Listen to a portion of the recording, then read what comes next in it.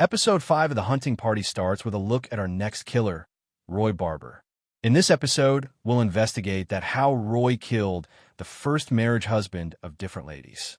Basically, he did to protect the ladies from further marriage troubles. He attacks on a man, which is waiting of his wife outside the shopping mall. He's a savage, beating down a man and stuffing him in the trunk of his car before stalking his wife. As we soon find out, this guy is known as the couple killer, and he intentionally goes after, couples. When Roy was initially captured by officials and thrown in the pit, he used his victims as his artistic muse, sketching them up across his cell. Until he escaped, of course, after the blast. In the present, Hadi tells Bex to play nice with Odell until they get the surveillance photos back. This way it will confirm their suspicions, and they can confront him head-on. That's not going to be easy, given Odell has been contacting Samantha behind Bex's back, prompting Bex to be dodging out on talking to her daughter too. They find another location of escaped killer Roy Barber. Well, Odell told them that he grew up on an isolated farm, but when he was 14, his father killed his mother in a murder-suicide. He went on to become a caricature artist, explaining why he's such a good artist. And then from '93 onwards, he terrorized the roads of Florida and Georgia for nearly a decade. In that time, he murdered 16 people, spreading out the murders over time so he didn't arouse suspicion. During this time, he was also promoted to becoming a police sketch artist, working with the cops on his own case, so he could be one step ahead of them at all times. Shane said he was working with the cops that is cocky as well. Hadi said that it's a great education to escape from detection. They watched the recording video of Roy. He was talking about his family. He said, "We've a little family, my mother and father. One day we're working in a farm. My father was lost because he's drunk. It can be enlightening to test a relationship to its limit near the death. We came into the world alone and die alone." Then he showed his mother's sketch. Hadi asked about the main bullet points of Roy case study. Bex told them investigator wrote a textbook on about him. Roy likes to live alone, so he's no friend and family and has sole interest in art, sketching, and killing also. Shane said Roy doesn't like to socialize. Hadi was agreed with Shane, but why does he like to kill couples? Bex said after being raised by his parents, he become fascinating with love. Shane said the nickname of Roy was Happy Camper in the jail. Bex also told them that in the file it's mentioned that he's very cooperative and well-behaved. The question is, where does he go? Roy heads straight for Oregon, where he finds a woman called Crystal and her husband John. Crystal appears to recognize Roy, but unfortunately, he makes short work of them, killing the pair outright. When Bex and the gang show, they notice that the murder itself is seemingly improvised and not as methodical as Roy's other kills. What's going on here? Bex rings the Odell. She was informed as for Roy, he takes a stolen car to Portland Station, which the gang track, and immediately head out to find him. Bex said, "We're on the way, and keep looking for the relationship between John, Crystal, and Roy." One lady, which we've seen in previous episode, that Odell gave her a flash drive, which has a data of pit. She informed the Odell that Hadi is behind you, and he's some information about the blast. He also knows about Silo 12. To make matters even more strange, Odell informed the Bex that there's no record of Crystal before 2001. It would appear this is a case of witness protection. When they reach the station, they find out the car, and someone was sitting behind the car. They thought that he's Roy. But when they reached close to the car, they watched another victim of Roy. Then called the medical team to reach at the station and also informed to the Odell. The Odell also told her about the Crystal. Crystal originally went by the name of Bridget Caldwell, and she was actually one of Roy's original victims, because Roy killed her 2 decades ago. It's a strange theory. They notice Roy on ticket booking camera side. They zoom out the ticket of a guy to whom Roy made his victim. It was traveling toward the San Francisco and track the train that he's traveling on.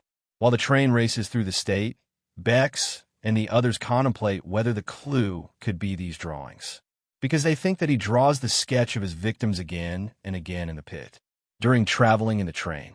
Ticket folks came to check out the ticket of all passenger. When he checked the ticket of the Roy, there was blood on his ticket. He becomes suspicious. Roy was already trying to save himself. Then he killed him to have a safe journey.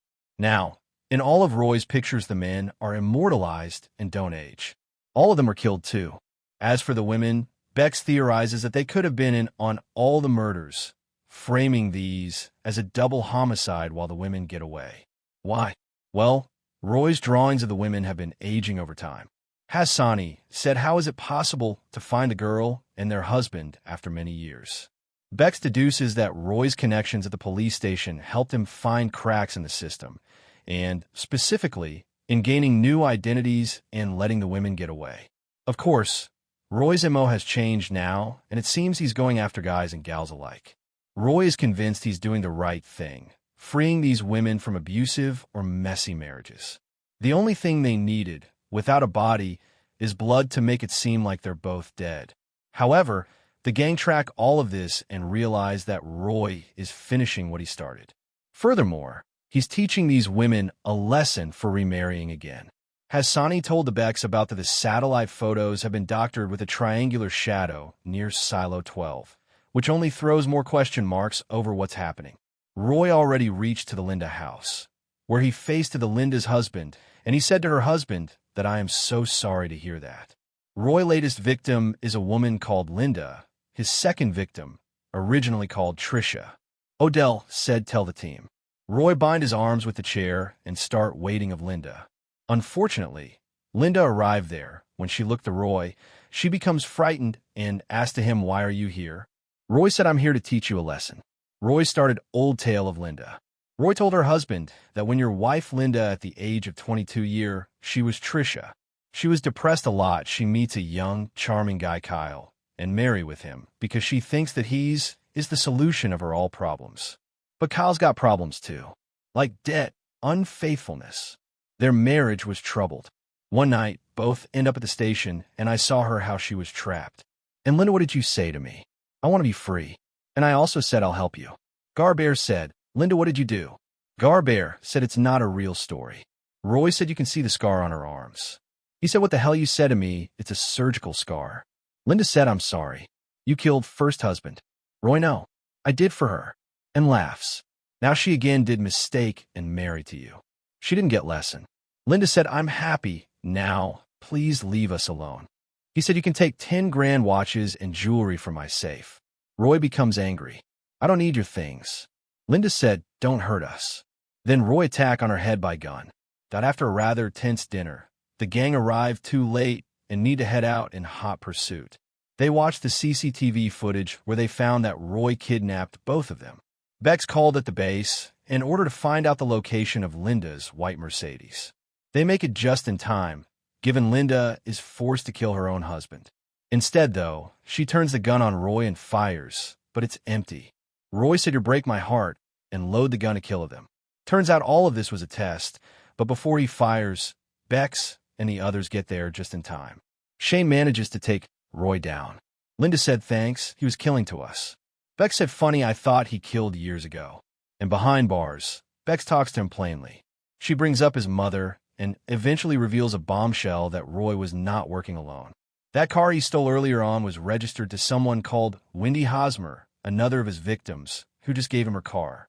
Through this connection, the gang tracked down all the women who could well go to prison for their part to play in their husbands' murders. With the case solved, Odell speaks to Bex. She indirectly accuses him of talking to Sam behind her back, but Odell points out that he doesn't get a lot of cards, and he thought Bex knew about this. That night, Bex FaceTimes with Sam and reveals the truth over what she's up to, while Hassani is warned off investigating the pit further, because he pulled out the satellite images with the help of his friend. Basically, one military officer forced the AG to stop him for further investigation. She said political solution is always better than military one. Subscribe this channel for web series recap.